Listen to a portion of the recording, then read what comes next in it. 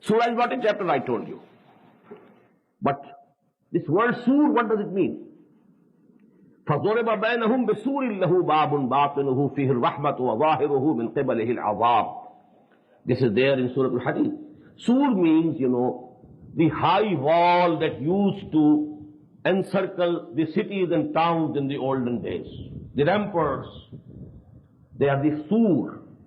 So actually, a city is situated within a sur. What does it denote? Every surah of Quran, as I told you, every ayah of Quran is a sign and symbol, not symptom, symbol of the divine knowledge and wisdom. In the same way, every surah of the Quran is a city of divine knowledge and guidance, and hikmah and marfa.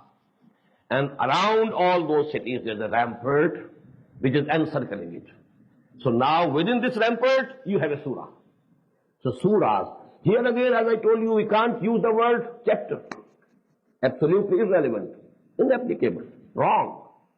We have to retain this basic terminology. Ayah, keep it as such.